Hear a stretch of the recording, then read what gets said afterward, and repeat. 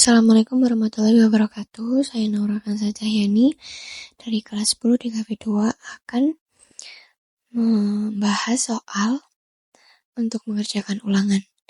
Saya di sini akan membahas 3 soal tentang sejarah. Yang pertama yaitu rombongan kerajaan Sunda sudah tiba di Dharmakabat, letaknya tak jauh dari sungai Jetis di utara Trowulan, ibu kota kerajaan Majapahit. Mereka datang untuk mengawinkan sang putri, Dyah Pitaloka dengan Hayam Wuruk. Raja Majapahit, barang-barang pun segera diturunkan dari kapal oleh para prajurit Majapahit. Barang-barang itu diangkut ke bangsal Paseban. Barang-barang kami jangan disimpan di Paseban, tegur salah seorang patih Sunda tiba-tiba. Memang kenapa? Tanya prajurit keheranan. Cuplikan tersebut menginformasikan A. Barang bawaan para tamu, B. Sikap prajurit kerajaan, C. Kebiasaan perkawinan di kerajaan Majapahit, D. Letak kerajaan Majapahit, E. Kedatangan rombongan kerajaan Sunda.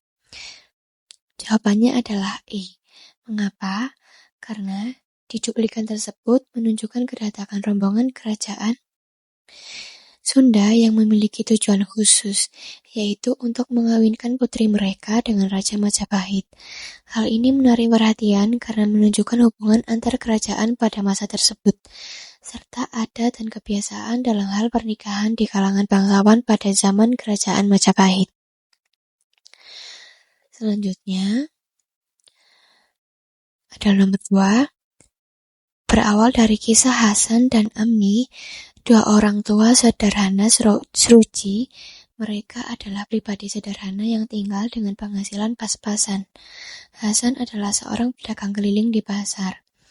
Sruci lahir dengan karisma yang luar biasa. Pancaran kecerdasan dan jiwa kepemimpinannya terlihat semenjak kecil.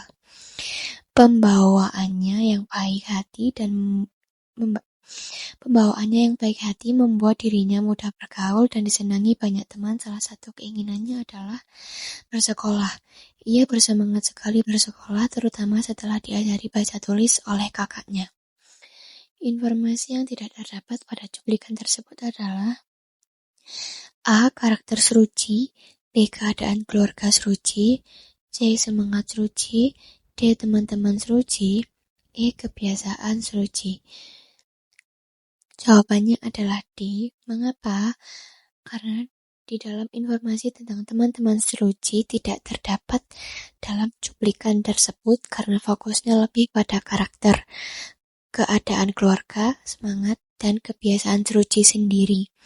Meskipun disebutkan bahwa Sruci mudah bergaul dan disenangi banyak teman, cuplikan tersebut tidak memberikan detail atau informasi konkret tentang siapa saja teman-temannya atau bagaimana hubungan Sruci dengan mereka, sehingga informasi tentang teman-teman Sruci tidak diungkapkan dalam cuplikan tersebut.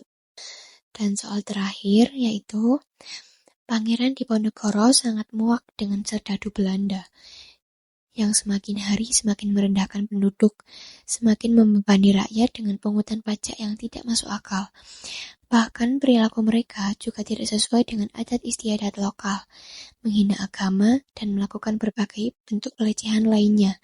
Dengan keadaan bangsanya yang seperti itu, Pangeran Diponegoro pun memutuskan mencabut kerisnya dan memulai perang. Pangeran Diponegoro melakukan perlawanan terhadap Belanda karena A. Daerahnya dikuasai Belanda, B. Kekuasaannya semakin berkurang, C. Tingkah laku Belanda yang membebani rakyatnya, D. Tidak perhatiannya Belanda pada dirinya, E. Konflik kepentingan dengan Belanda. Jawabannya adalah C, yaitu tingkah laku Belanda yang membebani rakyatnya. Karena cuplikan tersebut menjelaskan bahwa Pangeran Diponegoro melakukan perlawanan terhadap Belanda karena merasa muak dengan perilaku Belanda yang semakin merendahkan penduduk. Sikap ini membuatnya memutuskan untuk melakukan perlawanan yang dimulai dengan mencabut kerisnya dan memulai perang. Oleh karena itu, penyebab utama perlawanan Pangeran Diponegoro terhadap Belanda adalah perilaku Belanda yang membebani rakyatnya, seperti yang dijelaskan dalam cuplikan tersebut.